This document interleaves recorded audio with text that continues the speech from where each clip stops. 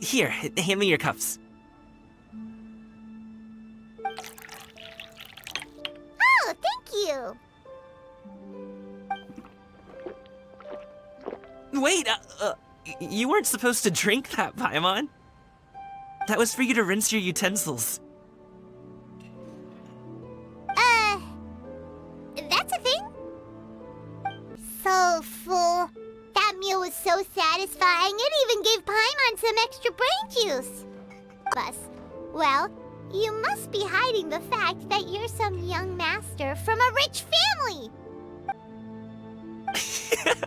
Are you confusing me with Xingqiu? You truly are a man of many talents, young Master Gaming. Okay, enough with the teasing. But I refused to go. We got into a huge fight. We were this close to throwing hands. In the end, I was so angry that I ran away from home. Ganyu! Ganyu! Come on, wake up! Some friends have arrived. Hello, friends.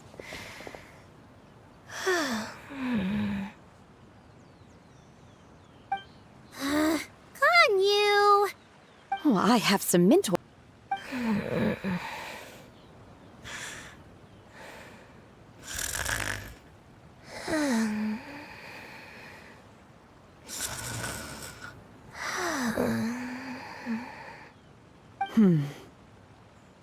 Apologies in advance. Wait! Shenhe? Not there! Right? Your best friend didn't come with you? Well, Qiqi's been super busy helping Dr. Baiju lately. I'll meet up with her later and give her a huge surprise. We're all here, but where the heck is Xianyun? Shouldn't she be here by now? Who is it that speaks of oneself in such an ill-tempered tone? Oh, come on! You clearly heard Paimon! Master stopped to buy grilled tigerfish to share with everyone. Come get it while it's still warm. Oh, Paimon, sorry, Miss Illuminated Bird! Paimon always knew you were the smartest, coolest, and prettiest Adeptus. Someone as wonderful as you is sure to have brought enough for Paimon as well, right? Sign. Is it a Finch? Yep. One is looking forward to seeing your finished product. You two seem strangely unoccupied. One was under the impression that one was supposed to be doing the relaxing. Is your kite finished? We actually haven't started yet, but we're going to start, right now. Once I get better at making kites, I'm going to make one shaped like Yuegui. You gave him to me, and he's just the best. One is pleased that you like the gift. Shenhe, it would be great if you could refrain from putting things on my horns from now on. They're really quite sensitive. I see. My apologies. I shall remember that in the future. Thank you. No harm done. Good. Could I touch them just once more, though? No oil or anything this time. I've just always wondered what Miss Ganyu's horns feel like. Huh? Please, I told you. Just call me Ganyu. Well, all right. Just be gentle. Firm to the touch with no discernible temperature. Oh, not unlike certain medicinal plants I've eaten before. Oh, still, Ganyu appears to be shaking like a cat whose whiskers have just been touched. I should stop. I see. Then I'll apply the oil to your forehead next time. Oh, no need. I'll just refrain from taking afternoon naps outdoors. Ugh. It broke. If you look closely, there are a few spots where the colors go outside the lines. Did you doze off while painting it, Ganyu? I did the painting. You are most filial, Shenhe. One is flattered by the likeness.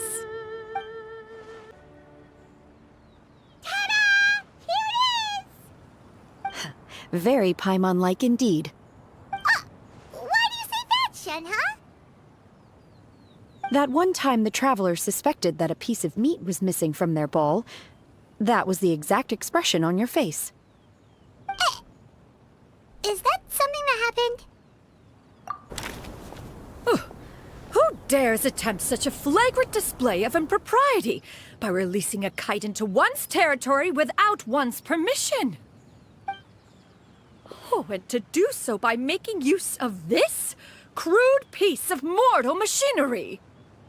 One simply must know who it is that possesses such impertinence. This Fontanian device of mechanical motion is quite curious indeed. Now is hardly an opportune time for your musings. Someone among us was not sufficiently attentive, and now the kite has vanished. Calm yourself. Do you have any recollection of its last location?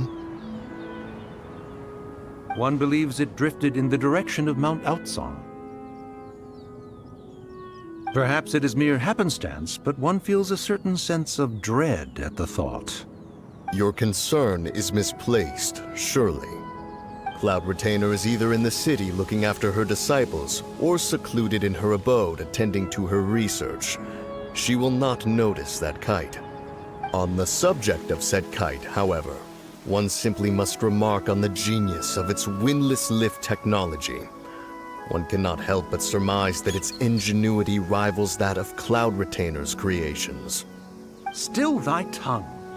If Cloud Retainer were to hear you profess such a thing, we can both say farewell to any further use of the supreme Cuisine machine. One presumes that this kite belongs to you. Huh? Regard the situation with which we are now confronted. This is all your fault. One's fault.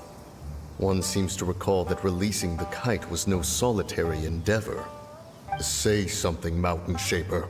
Surely you can think of something to appease her. Further explanation shall only fan the flames of her wrath.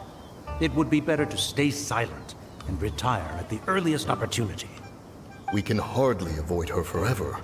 That may suffice during Lantern Rite. But what about the Moon Chase Festival? Sooner or later, she will discover our true identity. Hello? Go retrieve the kite. Absolutely not. You retrieve it. That is not our kite. Oh, so an Adeptus such as oneself is mistaken then? Ah, you're an Adeptus? Please forgive us for any impropriety. I truly possess no inkling of who could have released a kite into your esteemed domain. Pray, who could be responsible for such wanton behavior? Verily, verily, we were but delighting in the surrounding scenery. This locale is home to such exquisite... mint! Well, and if that's all, then we'll just be on our way. We finally caught up. You sure do fly fast in your illuminated bird form, Xianyun. Moon Carver? Mountain Shaper? What are you doing here? You! Okay, now Paimon's getting a weird vibe. Did she say something wrong? It is of no consequence.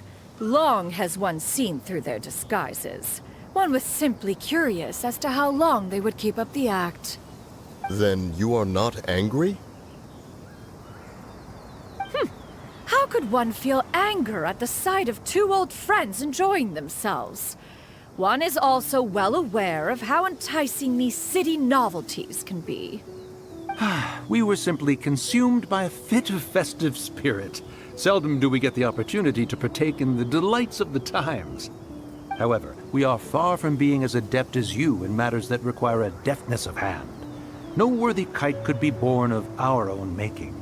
Thus, we could only take the convenient route, so to speak. Your prowess in mechanics is unparalleled, Cloud Retainer. You wield the wind and waves themselves. Your singular talent stands unmatched across the land. Of this, we are well aware. One has guests to attend to. We will have to convene again some other time. Traveler, Paimon, do try to keep up. It seems that one's concern was misplaced after all. Then, should we continue flying the kite? A splendid suggestion, but it would be advisable to change locations. Perhaps your mountain would suffice? It is more than spacious enough. A fine idea. A fine idea indeed. Tolerance and understanding? What brought about this conversation? Did one miss something?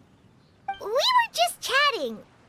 You don't have to butt in on every little thing, you know. Where were you anyway? One was merely doing a bit of cooking. Livities. Hey! Paimon's hungry too! It's not like the dim sum and grilled fish could keep her full the whole day, you know.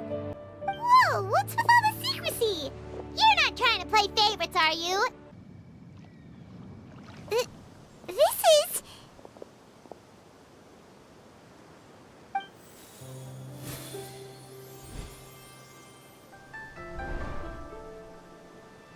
Oh, I can feel the wind brushing against my legs. This is a bit embarrassing.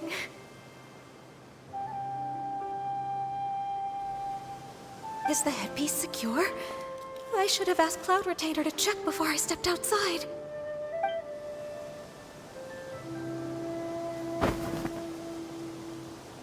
How do we look? Huh? She asked them just like that? You look pretty too, Ganyu! Oh, how should Paimon put it? You both look so elegant and refined! Those outfits really suit you both. I favor blue and black. And the material is sufficiently comfortable, yes? Yes, very. I simply cannot thank you enough, Cloud Retainer. For this gift. And the kite, too.